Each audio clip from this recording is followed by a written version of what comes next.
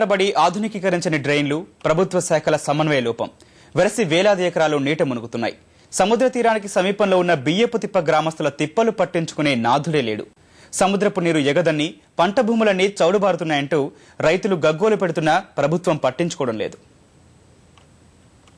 పశ్చిమ గోదావరి జిల్లా నరసాపురం మండలం సముద్ర తీర ప్రాంతంలో మురుగునీరు మళ్లించే డ్రైన్లు పూర్తిగా పూడిపోయాయి. లక్ష్మణేశ్వరం, లింగబోయినచెర్ల, సారవ, మోడి, కొండవీటి కొడప, చామకూరిపాలెం తదితర గ్రామాల్లో మురుగునీటిని గోదావరిలోకి మళ్లించేందుకు దర్భరేవు ఛానల్, ఈస్ట్ క్యులేయర్ కాలువలు కీలక పాత్ర పోషిస్తాయి. డ్రైన్లలో నీరు ఎక్కువగా ఉన్నప్పుడు మురుగునీరు గోదావరిలోకి వెళ్తుంది.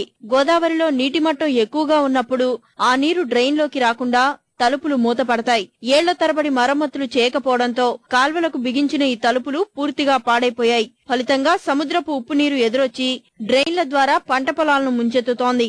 డ్రైన్ల మరమ్మతుల విషయంలో మురుగునీటి పారుదల, ఏటిగట్ల నిర్వహణ యంత్రాంగాల మధ్య సమన్వయ లోపం కారణంగా ఏటా 100 ఎకరాల పంట భూములు నాశనమవుతున్నాయి. నీరు పోర్టుకి పైన ఉన్నటువంటి గ్రామాల వరి పొలాల్లో కోవటం మూలంగా ఈ భూములు చౌడుబారిపోయి ఇది ఖచ్చితంగా దీని ప్రభావం దిగుబడులు తగ్గటం, అలాగే మొదటి పంట దెబ్బతినటం, అలాగే భూమి కింద కుంగుబాటుకు గురవటం, ప్రకృతికి విరుద్ధంగా తయారయ్యి ఇది ఈ పర్యావరణం కూడా దెబ్బతిని రైతాంగం మరి జీవనోపాధిని కోల్పోతున్నామని.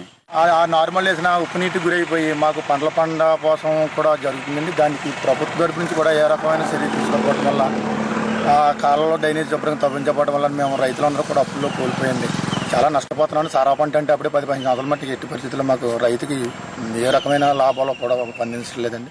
ఈ డ్రైనేజ్ వల్ల మరి మా పొలాలన్నీ ఉప్పు నీళ్ళు పొడిచేసి ఈ పండకుండా దెబ్బతింటుంది. కాబట్టి ఈ ప్రభుత్వం స్పందించి దీనికి తగిన పరిష్కారం చూపెడతారని మేము కోరుకుంటున్నామండి.